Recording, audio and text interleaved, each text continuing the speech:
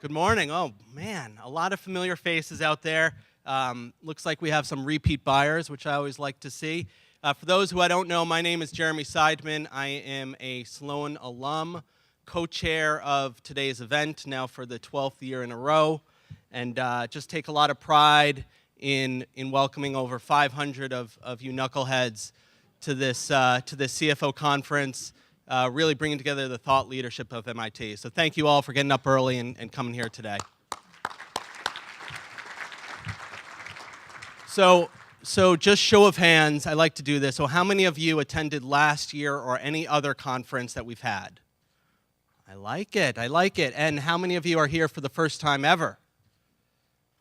Okay, I'm pretty good at math. I think that was 60% of you are repeat customers, and I think in any business, that's good. I think especially if you're here today, it's nice to see so many familiar faces. As an aside, I probably received 60, maybe 70 emails yesterday and over the last 2 days begging and pleading to join the conference. And I felt bad saying no to these people. I also felt bad saying no to incremental revenue, but it is what it is. And I think what it shows is that we have something truly special here. There's 10 or 20 of us behind the scenes that are organizing this on a volunteer basis, and I think we're doing it right. So I applaud each and every one of you for coming here year after year. As the summit's reputation has expanded, we've had a lot of exciting partners with us over the years, and these are people that not only give us their time and energy, they give us a lot of thought leadership, and they're going to be sharing some of that with you today. All 10 plus of our sponsors are repeat sponsors, which means they enjoy working with us. And so I just want to take a moment to thank each and every one of them. I want to thank our diamond sponsor, State Street. I want to thank our gold sponsors, NetSuite, FP&A, Silicon Valley Bank. Our silver sponsors, KPMG, HR Knowledge, which has been with us since the beginning for 12 years now, Nixon Peabody, Robert Half, as well as networking sponsors T3 and the MIT Exec Ed. There's one firm in particular, Credit Suisse, that I want to take a moment to thank. I work at the firm, and Credit Suisse really supports me in putting in hundreds of hours here at the conference, and they share with me a dedication for the CFO community here in Boston, MIT, and this conference. So thank you for all of our sponsors for helping us this year.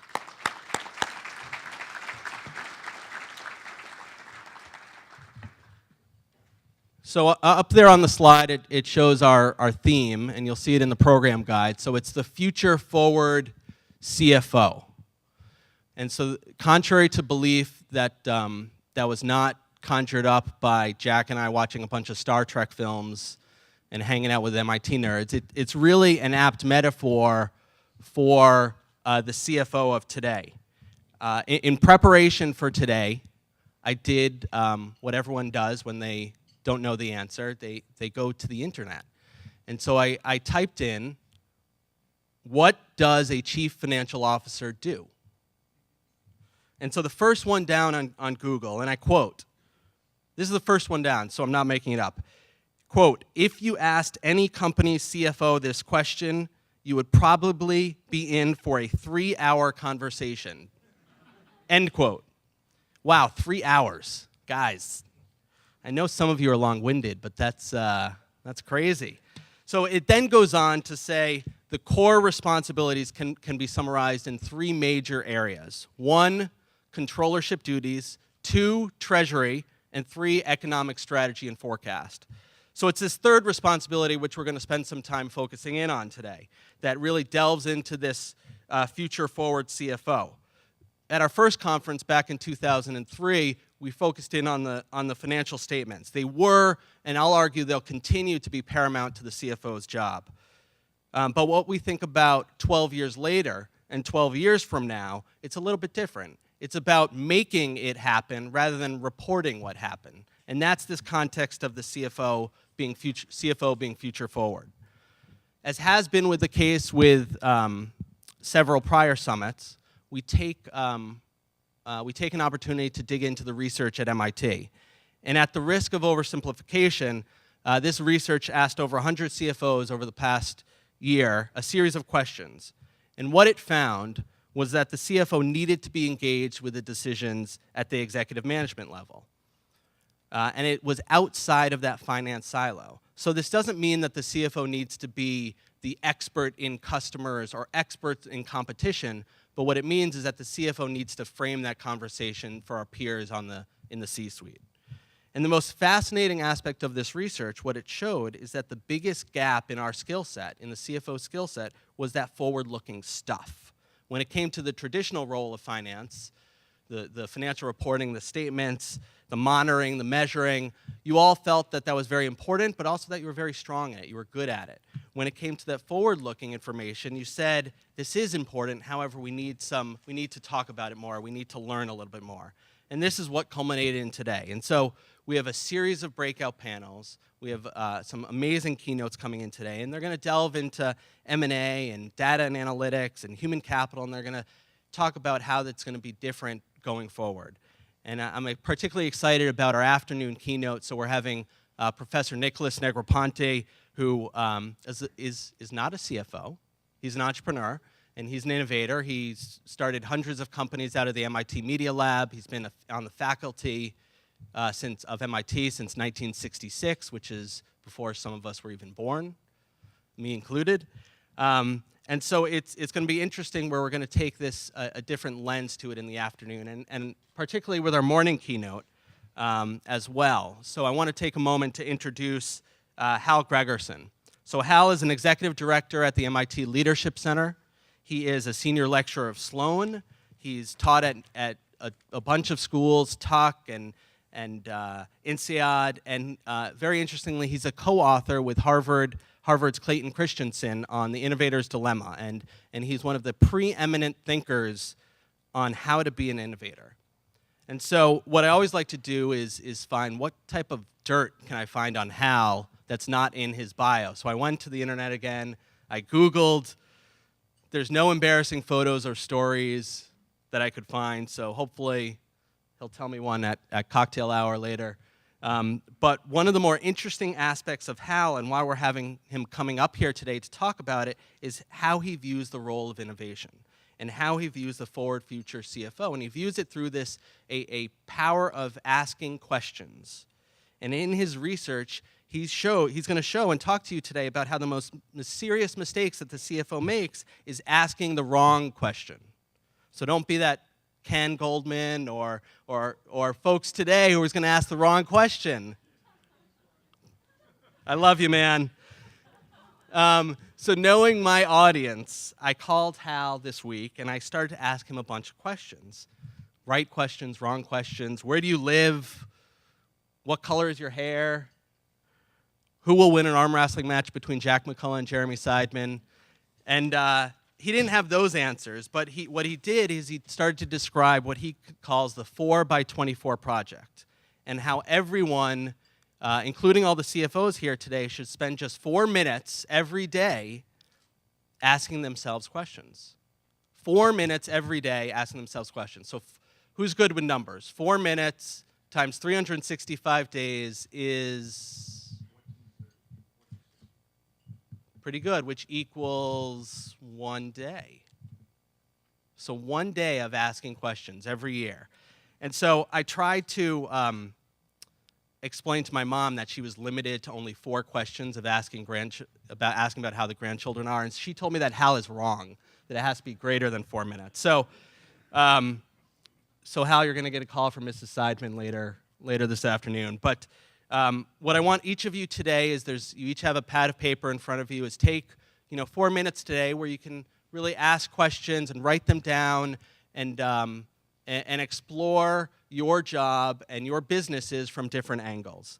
And without further ado, I want to introduce my good friend, Hal Gregersen. Thank you very much. Thank you. There are 2 comments that are initial and critical. Number 1, my hair color is none. And so that answers that one. There's your dirt for the day. The second is, Truth in Writing Act, I am not a co-author of The Innovator's Dilemma. But Clayton Christensen and I, another colleague, about 12 years ago, started a project that led to a book called The Innovator's DNA. So it was close. Anyway, there we go.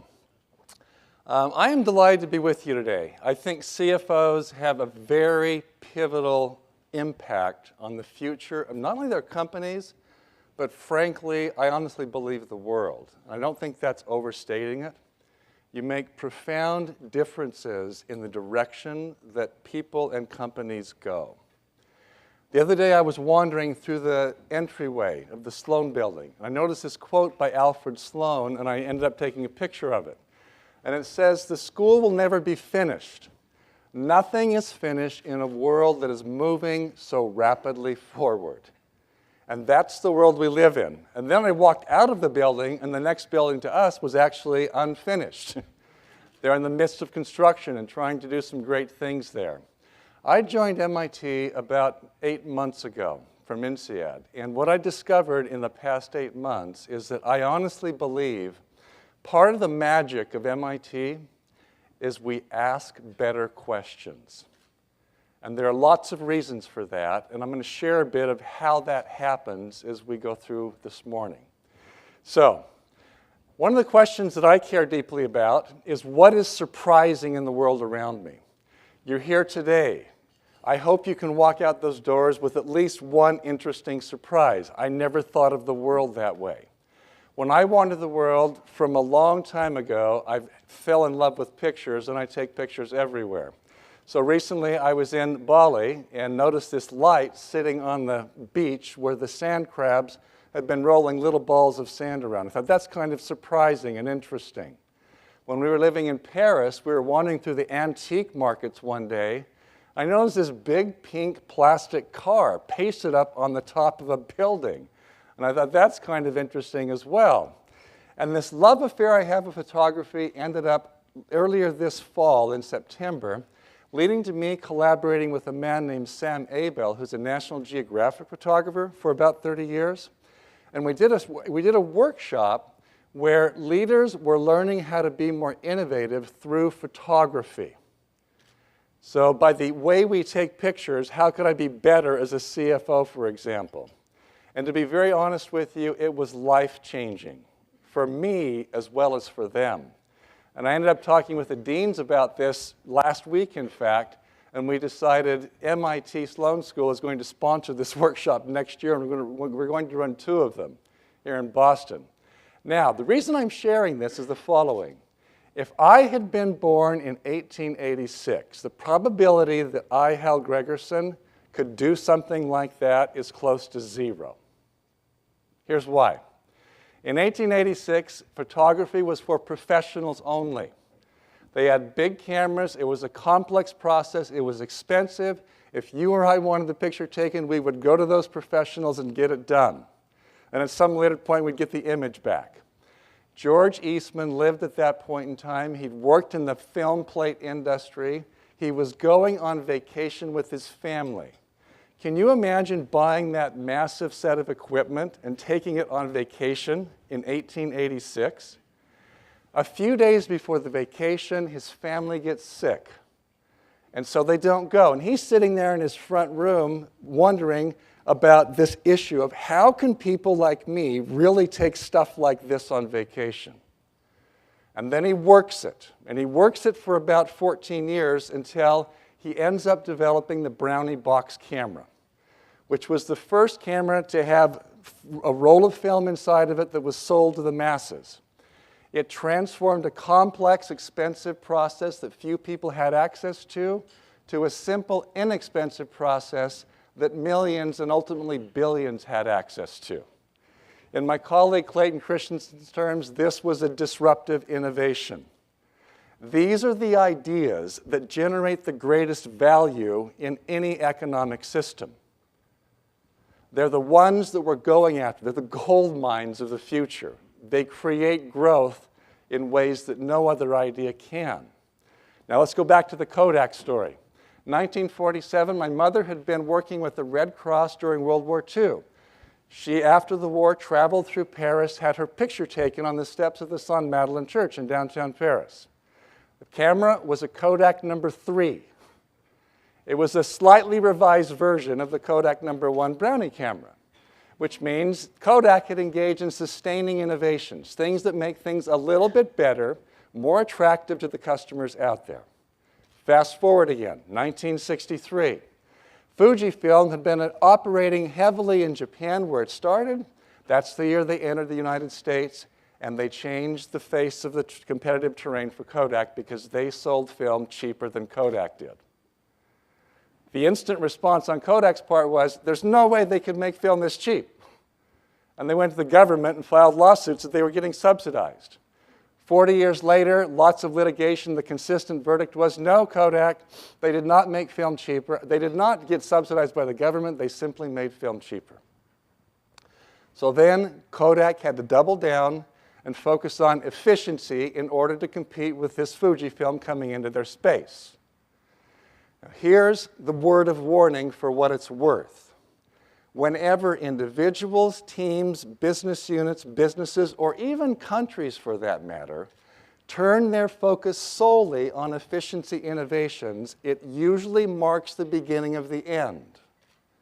The end may not be tomorrow, but it will come because the world changes. Now, fast forward 1975, in the labs of Kodak, they invent the first electronic camera. Low resolution, this time of the, this is 1975, no accessible internet, no PCs and Macs sitting on people's desktops. No reason to share the files, no reason to build a business. It sits on the shelf. Fast forward, 2006, I join INSEAD, I move to Paris, I go to the same place my mother was, I have my picture taken on the stairs where I think she was. It was a Kodak camera because they were trying to get back into the business now. They could see and they knew that something different was going on. Fast forward a few more years, one of our daughters worked as an au pair in Paris. She wanted to be where her grandmother was, have her picture taken in the same place. What kind of camera was it? Exactly. And this becomes the story. It's the disruptor at one level in 1900 becomes the disrupted. I lived in Finland for 3 years when Nokia was on its rise. It's the same story. And the issue as senior leaders is when we wake up in the morning, every action we take either pushes us down the disruption path, meaning we're the disruptor, or it pushes us the other direction. Frankly, I don't think there's much of a middle ground. And so the issue is, how can I be on the disruption side? And in the work we did with the Innovators DNA, we interviewed 200 leaders around the world, figured out 5 skills that these innovators use to get ideas that built companies that changed the world and their industries. And then about 4 years ago, after that book, The Innovators DNA, was published, Clay and I were talking and we're like, we need to figure out this issue of asking the right questions better because it is at the core of getting ideas that matter. And we've now interviewed about 100 more people around the world to figure out how do you ask the right questions in order to not get disrupted. And what we discovered first and foremost is these folks wake up and they question everything. At SAP, Hasso Plattner, the co-founder of SAP, said, I wake up every morning wondering how many things I'm dead wrong about. How many of us woke up that way this morning? There we go. I'm with you. A.G. Lafley at Procter & Gamble takes a more positive version. It's like Monday morning, what am I going to be curious about this week? But it's the same story. They're trying to figure out a very critical part of their knowledge base. And this image tells the story. The man, if you can see it, and it's hard to see in the back, I know, he's got a big grin on his face. He's just jumped off a diving board. He's going into the water. A couple of assumptions here. The water is warm. The water is deep. He has cleared the diving board. What's the worst of all worlds for him jumping into that water? That he doesn't know how to swim. And the worst of all worlds is that he doesn't know that he doesn't know it. Otherwise, he wouldn't be jumping off the diving board, right? I would propose, and we would propose, that every act of disruption comes from that zone of our blind spot. It's the things we don't know that come back to bite us. That's the zone of knowledge that causes financial crises. People didn't know what they didn't know, and it came back to bite a lot of people. And so the issue becomes, what's my strategy, and how do I use questions to get into that space before someone else does? And so there are questions we can ask, but it's more about the spirit than the question. I'm honestly trying to figure out what's going on here. And 3 simple questions, what's working, what's not, and why, can make profound differences. Now, have any of you been in moments in meetings when someone has asked that and it's provoked nothing but defensiveness? You know what I'm talking about? That's not what I'm talking about. Let me ask you a quick question. How many of you in the last 7 days have had someone ask you a really uncomfortable question? Someone's asked you a really uncomfortable question. How many? I see a lot of hands going up. I honor you. Because if uncomfortable questions are coming your way, you have created enough trust in your space around you that people will annoy you with things that they think might hurt. And that's when these questions, if trust is there, these questions can make all the difference. Let's go way back in time, a few decades. This guy's name is Scott Cook. He doesn't look like that now. He was sitting at home. His wife and he were doing finances. She was primarily doing at-home finances.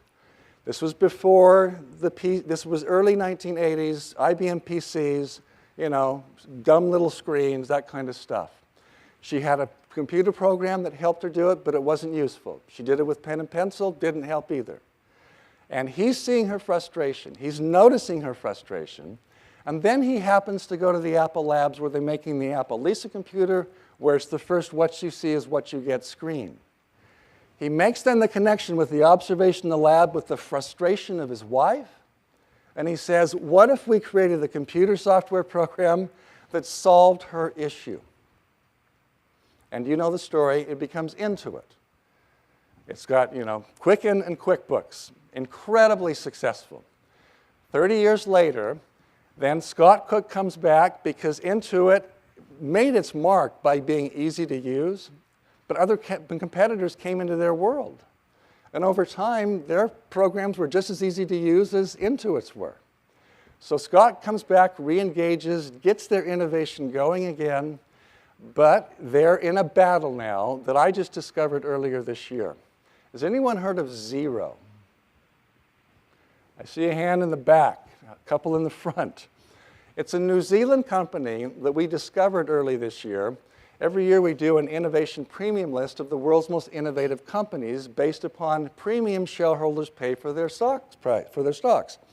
And at the top of this list of growth companies was Xero, with a 91% premium. We're like, what are they about? I'd never heard of them. So we ended up contacting Rod Drury, who's the founder of Xero. They make personal and small business financial software. Sound familiar? Here's how Rod got the idea. He literally went into 200 different small business owners trying to figure out their needs for their small business software. He watched them do their work for a day. And I said, Rod, 200 people? And he's like, yeah, 200 people. They come in, they open their small business door, they turn on their computer, it takes 5 minutes to boot up, they get their coffee, they come back. What's the first piece of data they're looking for on that screen?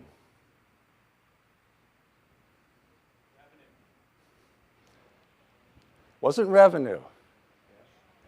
It was all about cash. These are small businesses. They wanted to know. They'd go right to their bank account, how much money is sitting in the bank today and can we make it? And that was the beginning of a set of insights where instead of going through reports on Xero software to find that data, you open that screen in the morning, it gives you exactly what you need as a small business owner. It's been phenomenally successful outside of the US, and now they're in a war with Intuit here within the US. But it comes from people with questions, and questions inside of our office space rarely deliver ideas that are disruptive. It's getting out of our offices, getting into the world, and using those questions to figure out what's going on. Now, quickly get a small drink. Here's the deal. Could be outside of the office, could also be inside the office. I recently was on the advisory board at Pharmascience. It's a privately held billion-dollar pharmaceutical company out of Canada.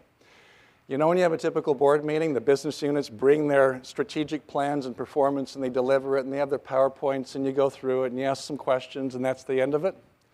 After that first meeting, it was like, something's not working well here. How could we improve this? We talked about it. We decided that the next board meeting, in addition to what they just did, we wanted each of those business units presidents to tell us beforehand, what are the 2 or 3 questions you wrestle with about your business?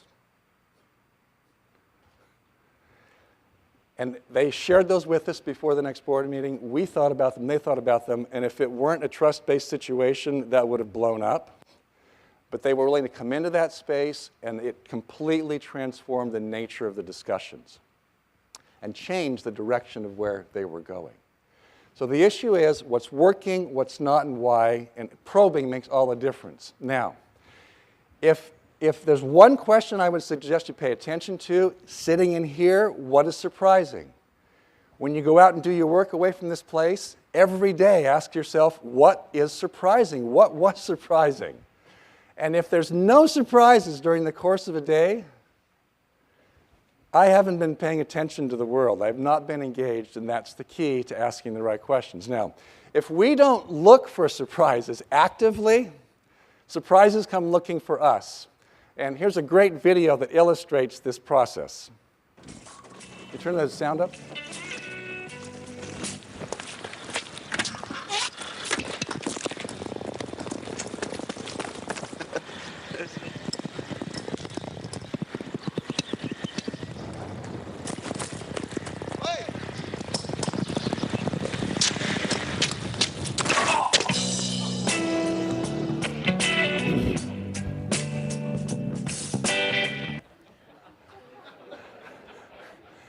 Great reminder, look for surprises.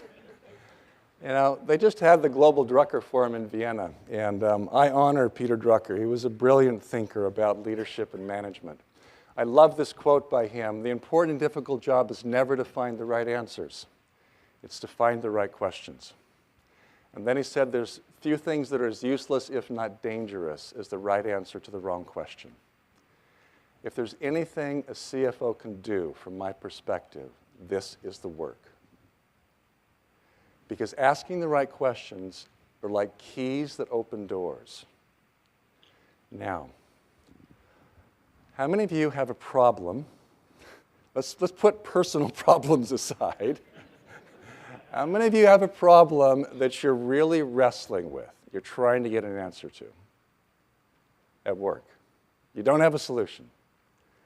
Would everybody fit that category? If you don't, I don't know where your brain is. But anyway, it's like we all have problems like that. Now, here's my proposal. The reason that problem exists, in the spirit of Peter Drucker, is that the problem is attached to the questions we're asking today. And if we want to get a new solution, what do we have to do? We have to be asking different questions. It's easy to say that, but it's really hard to do it. And that's why we're stuck.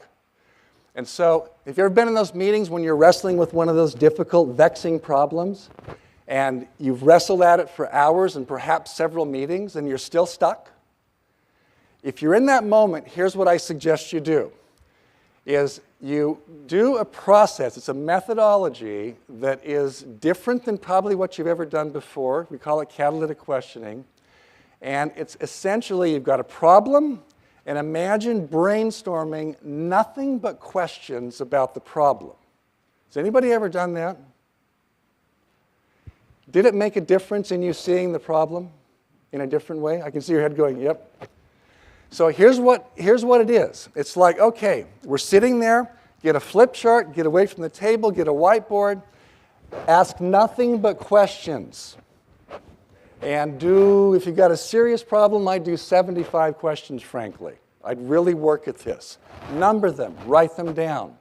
As managers, when someone asks a question, what's the natural response for us? Answer it.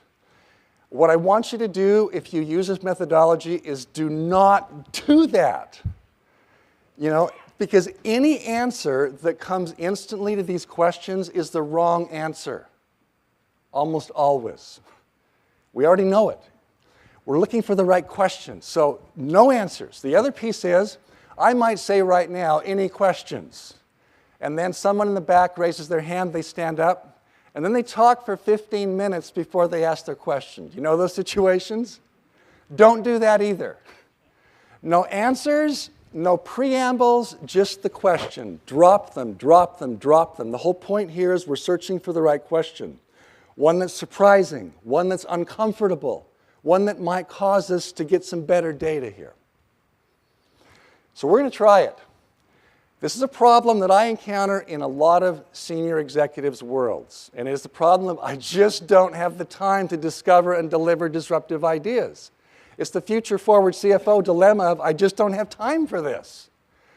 We're going to do this catalytic questioning real fast right now at your tables. You've got some paper, you've got a pen, you've got a group of people.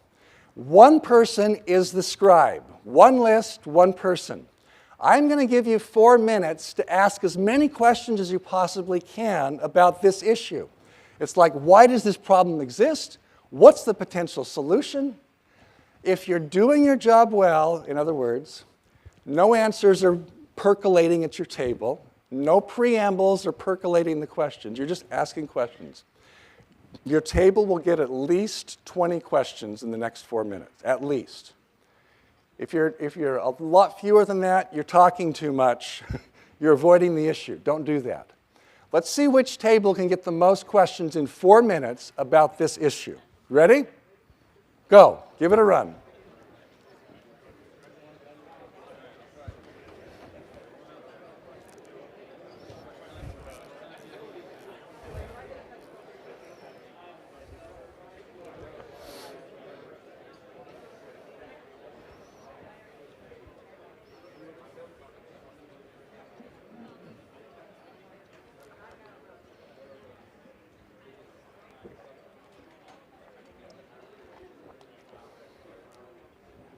Mic sound afterwards too, so you can hear yourself. Or would it just be? No.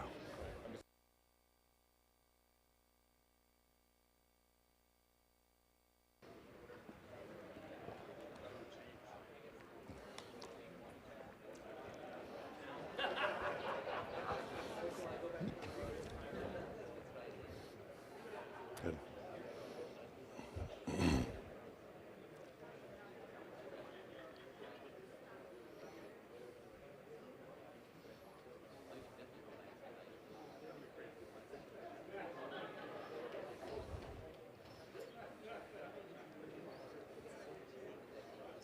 You just hit 1 minute, 3 minutes to go. Keep pushing, push, push, push.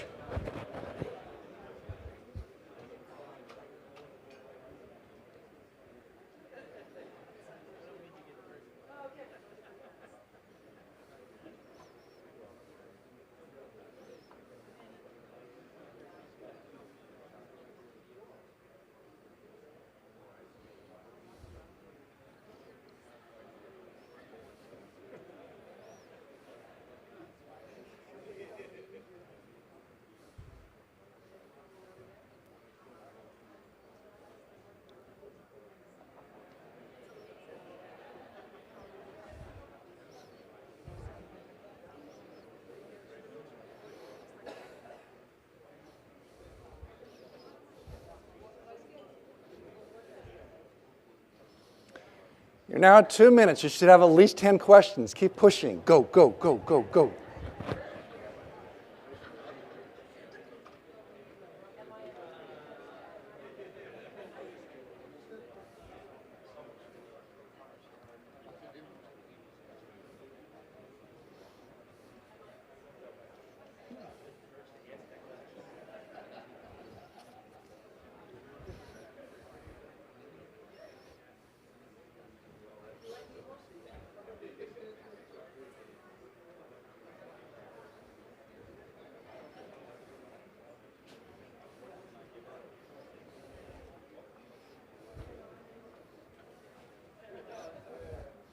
1 more minute to go. Keep pushing. Marathon time, run.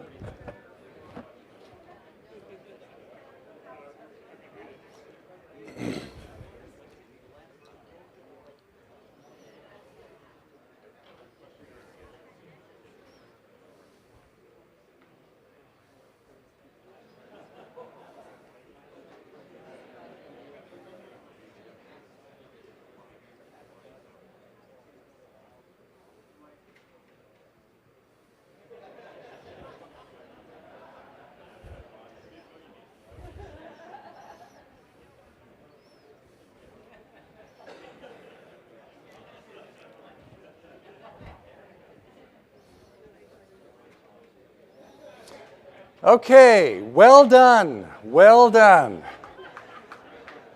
Now, here's what I want you to do. When you generate a list like this, it's not just about generating lots of questions, but it's actually deciding which of these questions are worth my time in personally going out and collecting some primary data. Not stuff other people are giving to me, but me personally out there collecting some important information. So at your table, I'm going to give you 2 minutes at most. I'd like you to think through which of all these questions would be worth your time to hopefully solve this problem if you actually went out and collected some data. Okay, just take a minute or two, see which of these questions seem most relevant. Go.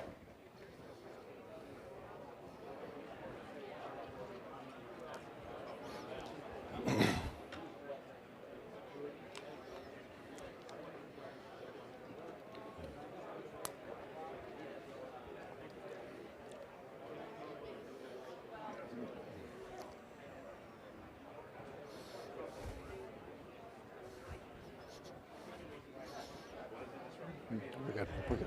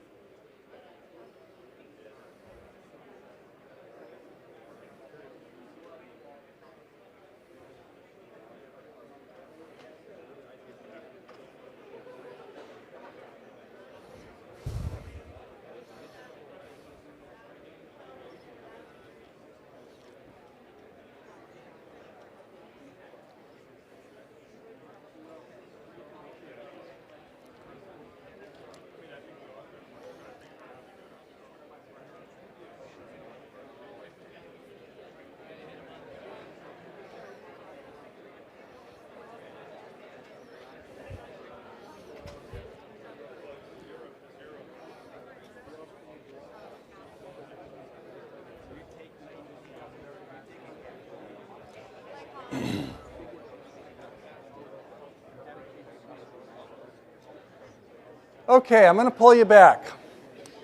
Couple of questions. How many groups had 20 or more questions? Quite a few. 20, 25 or more? 30 or more? How many do you have as a group? 24. 24. 30? Well done. Here's the issue, is that quantity does matter. It helps for us to get more rather than less. My second question is, how many of you see this problem a little bit differently by just having asked nothing but questions? Raise your hands, please. Can you see what I see? At least half of the hands are up in this room. I don't expect it to always work, but for a 4-minute investment, it helps us see the issue differently enough to go down a different path. It rarely gives the answer, but it can start us down a different direction.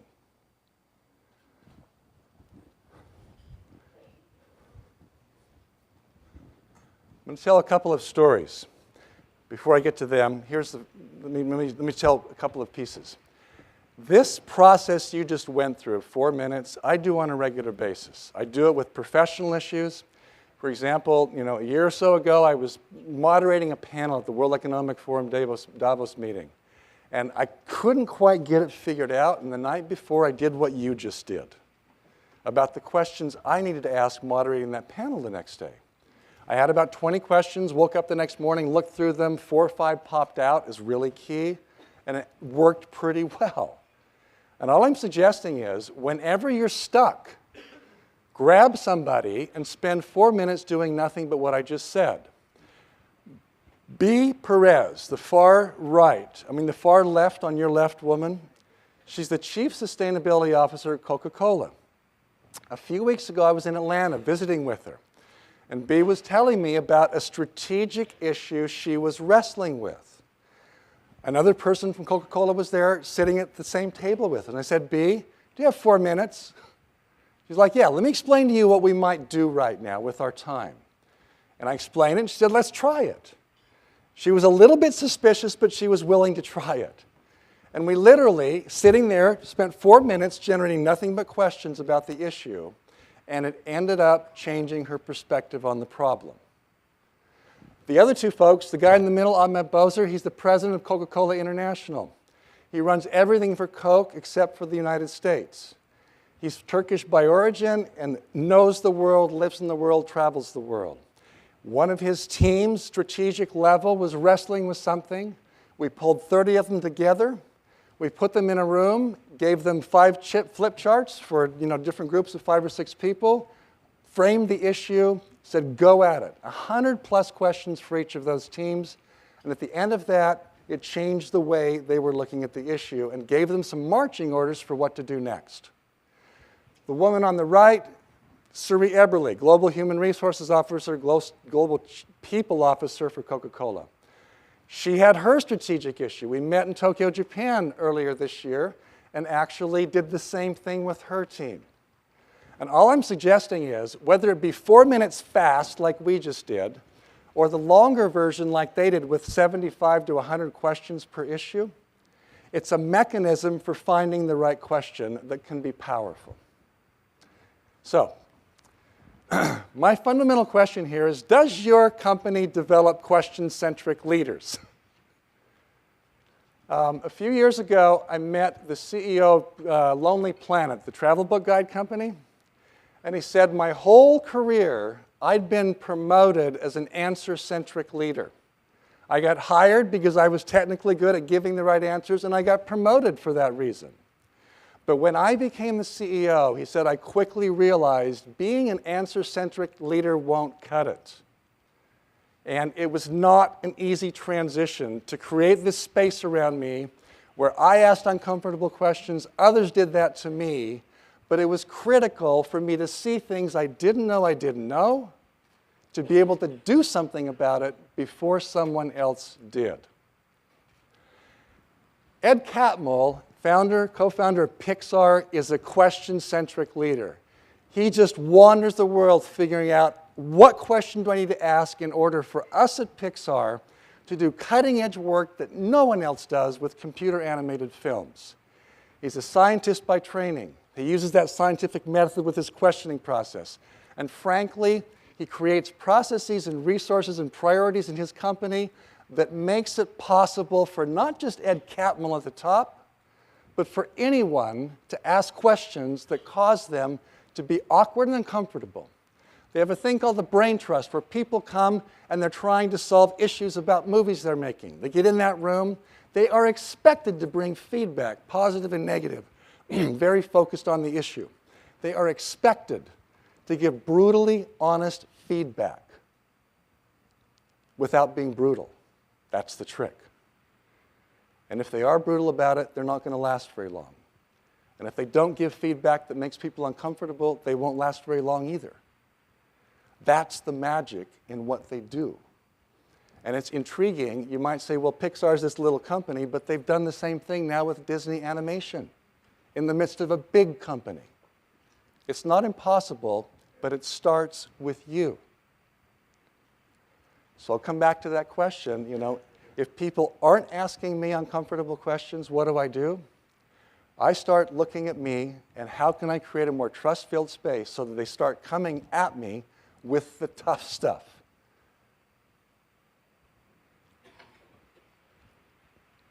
Now, why do I even care about this? A couple of things. I'm fundamentally convinced that leaders who engage on this path of asking the right questions, they make a difference.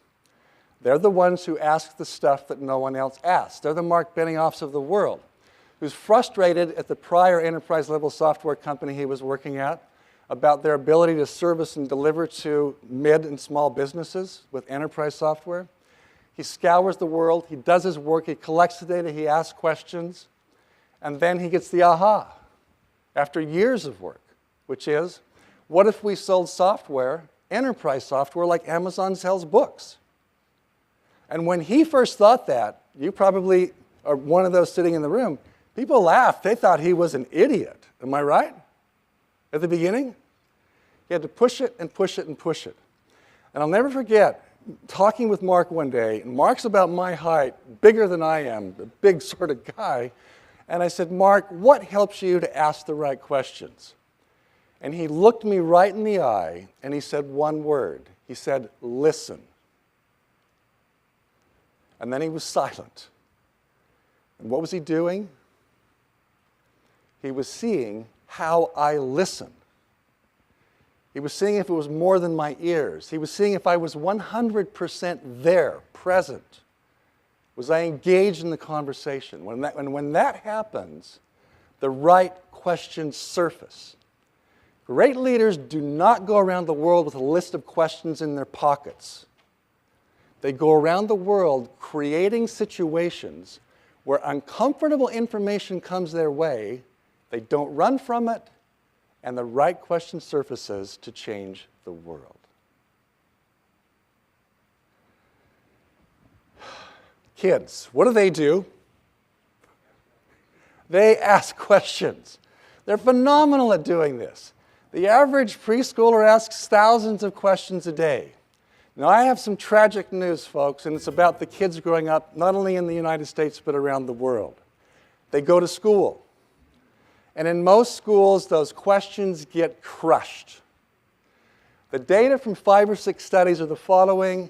In the US, I've seen the data for this. It's been the same for decades, and it still persists today.